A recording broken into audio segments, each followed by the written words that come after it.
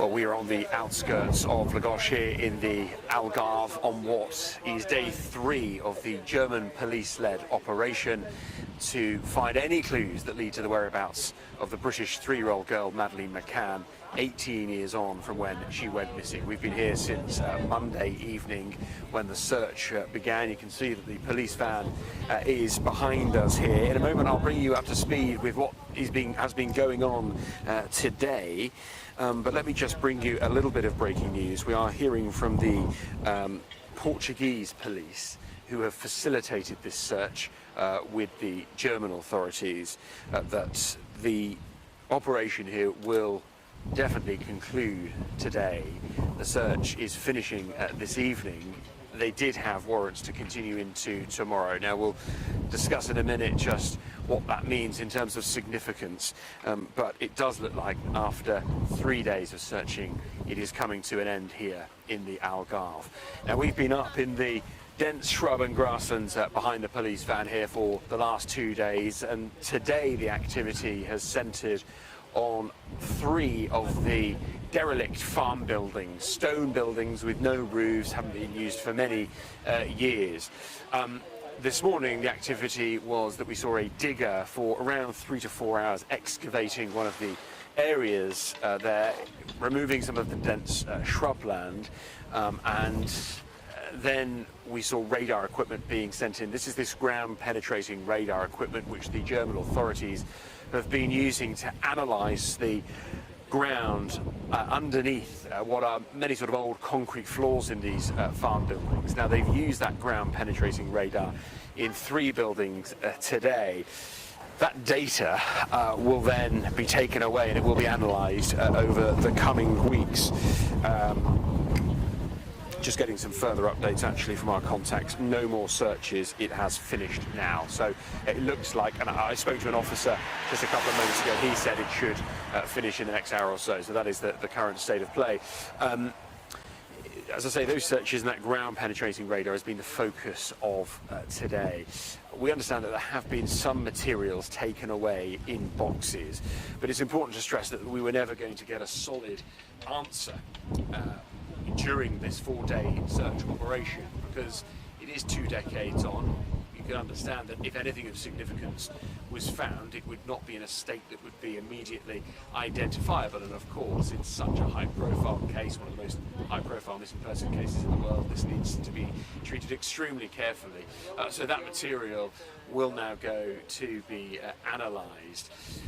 The operation up in the dense area here has been hard work for the officers. We've been able to watch from a distance. The Portuguese police have been moving around the bushes, moving us away. There's obviously the world's media all trying to get the best pictures and so forth, but it is extremely hot here. You can imagine they are doing digging work, they're doing moving a lot of rubble, and that was the focus of Tuesday, day 1. They were moving a lot of the rubble out of these buildings, and that was clearly in preparation to prepare the ground for the ground penetrating radar. That has been their focus. What we don't know, of course, is what intelligence has led them to those specific sites. The search area, as the crow flies, is 1.5 miles from Praia da Luz, the apartment, the Ocean Club apartment where the McCanns were staying in 2007.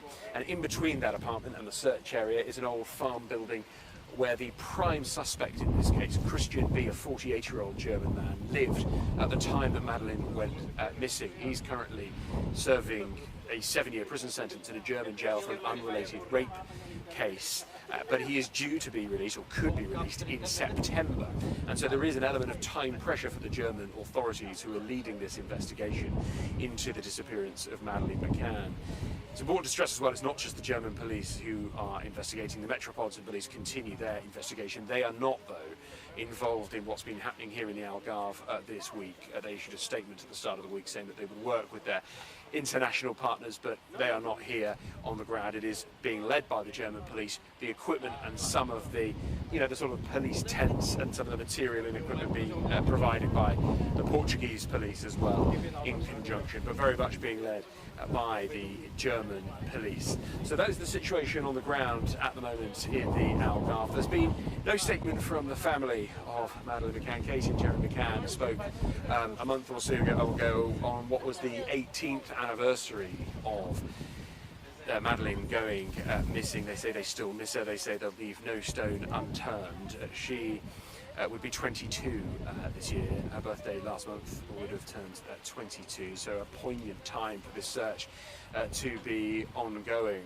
Interesting as well when I talk about the analysis that's going to be done on any material that's been taken away from the site here, because we spoke to a professor of criminology at the University of Porto here in Portugal, and he was telling us actually just how meticulous the planning would have been by the German police. You know, from the outskirts to the untrained eye, it might look a little bit rudimentary, throwing stones here, cutting down some of the shrubbery, but a lot of work would have gone into the intelligence on these specific sites. And we understand, there are reports that they used radar pictures from 2007 of the area, which may have provided some intelligence as to why they're searching these particular buildings.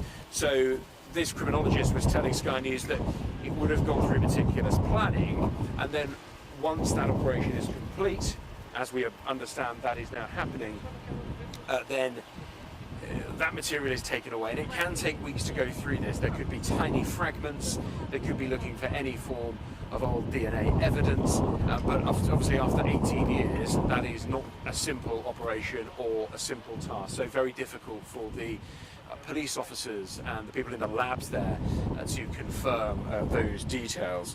Let me just bring you another couple of breaking lines. Yeah, no more searches, it is finished. Again, just further confirmation that we understand that now to be a conclusion of the search here in the Algarve. What can we read into that they're no longer searching here? Well, you know, on one hand, if something of real significance had been found in one of those farmhouses, you would not expect the police presence to leave. Now, I must stress that the police have not left yet. But if there was something of huge significance, there would be a continued police presence. We'll have to wait and see whether all of those sites are left by the police and we have access to roam around them. There were more than 20, I think 21 individual sites that were being looked at by the German police as part of this investigation, which began, as I say, on Tuesday morning. But the main focus really has been on those farm buildings. It's interesting as well just how different this terrain would have looked back in 2007. It wasn't as grown and not as much shrubbery as there is now, perhaps more accessible at the time that Christian B was here.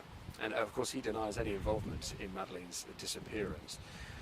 So that is the latest from the Algarve. We are coming to the end of the third day, and the end, we understand, of the whole operation here in the Algarve. We will now wait in the days and weeks to come from the German police to find out just if anything was discovered as part of these searches. This is the first significant search in more than 2 years. Around 2 years ago they searched a reservoir and a dam around 45 minutes away from Praia da Luz. That uncovered nothing. Will this be a fruitless search, or will any clues be uncovered as to the whereabouts and just what happened to that 3-year-old British girl who hasn't been seen for nearly 2 decades? We'll leave it there from the Algarve today. You can stay with Sky News for the very latest on our app and online, and on all platforms. We'll bring you the very latest on this story as and when we get it.